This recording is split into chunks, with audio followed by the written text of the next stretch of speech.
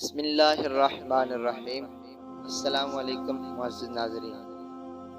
قارون کے خزانے کے متعلق آج ہم سنیں گے۔ قارون کے خزانے کے متعلق آپ نے تاریخ میں حکایات اور محاورے تو سنے ہی ہوں گے۔ یہ وہی شخص ہے جس کا ذکر اللہ پاک نے قرآن مجید میں نشان عبرت کے طور پر کیا۔ قارون کا قصہ اسرائیل اور اسلامی دونوں طرح کی روایتوں میں ملتا ہے۔ یہ بنی اسرائیل کا وہی امیر ترین شخص تھا جس کے خزانے کی کنجیاں 300 اونٹوں اور کچروں پر لاد دی جاتی تھی اور ہر کنجی چمڑے کی ہوتی تھی جو ایک خزانے کی چابی۔ تاریخ انسانی میں شاید قارون سے زیادہ دولت اور کسی کو عطا کی گئی ہو۔ قارون حضرت موسیٰ علیہ السلام کے چچا زاد یاسور کا بیٹا تھا۔ نہایت ہی حسین اور خوبصورت آدمی تھا۔ یہی وجہ تھی بنی اسرائیل کے لوگ اسے منور کہا کرتے۔ قارون جوانی میں اپنی قوم میں با اخلاق اور نیک لوگوں میں شمار کیا جاتا تھا۔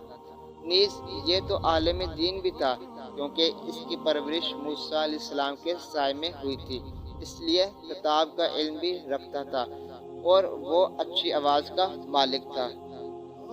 وہ تورات اچھی آواز میں تلاوت کرتا تھا۔ یہی وجہ تھی کہ لوگ اس کا بہت ادب و احترام کیا کرتے۔ قارون ابتدا میں حضرت موسیٰ پر ایمان لے آیا۔ جب بنی اسرائیل کو ابدی ہوئی غلامی سے نجات ملی تو وہ مصر کو چھوڑ کر سرزمین موعود ہجرت کر گیا۔ اس کے حالات اچانک سے بدل گئے۔ اس کے پاس بے شمار دولت آ گئی اور دیکھتے ہی دیکھتے وہ اپنی قوم کا امیر ترین شخص بن گیا۔ اس کا ذکر اللہ تعالیٰ نے قرآن مجید میں یوں کیا: بے شک قارون موسیٰ علیہ السلام کی قوم سے تھا، پھر نے قوم پر زیادتی کی اور ہم نے اس کو اتنے خزانے دیے جس کی کنجیاں اٹھانا ایک طاقتور جنات پر بھاری تھی۔ ایک جگہ فرمایا، جب اس نے اس کی قوم سے کہا اتراؤ نہیں، بے شک اللہ اترانے والوں کو پسند نہیں کرتا۔ جو مال تجھے اللہ نے دیا اس کے ذریعے آخرت کا گھر طلب کر اور دنیا سے اپنا حصہ نہ لو، اور احسان کر جیسا اللہ تعالیٰ نے تجھ پر احسان کیا، بے شک اللہ فسادیوں کو پسند نہیں کرتا۔ حکم نازل ہوا تو حضرت موسیٰ علیہ السلام نے اس سے عہد لیا تو اس نے یہ وعدہ کیا تھا کہ اپنے مال کا 1000واں حصہ زکوٰۃ کر دیا کرے گا۔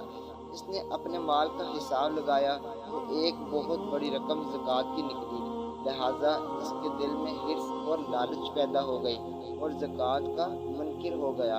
اس نے گندی چال چلی۔ اس نے بنی اسرائیل کے ایک گروہ کو جمع کیا اور کہا، اے بنی اسرائیل، موسیٰ علیہ السلام نے ہمیں بہت سے حمود کا حکم دیا جس پر تم لوگوں نے اس کی پیروی کی، اب وہ تم سے تمہارا مال لینا چاہتا ہے۔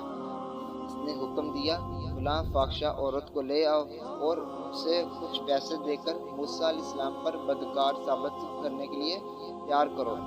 لہٰذا قارون نے اپنی قوم کے لوگوں کو جمع کیا اور حضرت موسیٰ علیہ السلام سے پوچھا کہ زنا کی کیا سزا ہے؟ موسیٰ علیہ السلام نے کہا، جو زنا کرے حالانکہ اس کی بیوی ہی کیوں نہ ہو، اسے سنسار کیا جائے یہاں تک کہ وہ مر جائے۔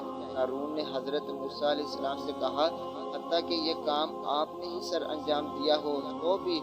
حضرت موسیٰ علیہ السلام نے کہا، اس کام کو میں نے بھی انجام دیا ہو تو بھی۔ قارون نے کہا، آپ نے فلاں فاحشہ عورت سے زنا کیا۔ موسیٰ علیہ السلام نے کہا، اس عورت کو میرے سامنے لاؤ۔ لہٰذا وہ عورت بلائی گئی۔ آپ نے فرمایا، اے عورت، اس اللہ کی قسم جس نے بنی اسرائیل کے لیے دریا کو پھاڑ دیا اور عافیت اور سلامتی کے ساتھ دریا عبور کروا کر فرعون سے نجات دی، سچ کہہ دے واقعہ کیا ہے؟ حضرت موسیٰ علیہ السلام کے جلال سے وہ عورت سہم کر کانپنے لگ گئی اور اس نے مجمع عام میں صاف صاف کہہ دیا کہ اے اللہ کے نبی، مجھ کو قارون نے بہت ساری دولت دے کر آپ پر بہتان لگانے کے لیے آمادہ کیا۔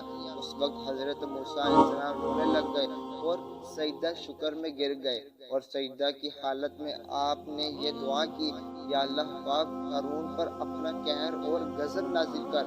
لہٰذا وہ تمام لوگ جو قارون کے ساتھ تھے وہ اس سے جدا ہو گئے، اور حضرت موسیٰ علیہ السلام نے اللہ کے حکم عزم سے زمین کو حکم دیا اور زمین پھٹ پڑی اور قارون اور اس کے پیروکار زمین میں دسنے لگ گئے، اور دیکھتے ہی دیکھتے قارون اور اس کا مقام اور خزانہ سب زمین میں دس گئے۔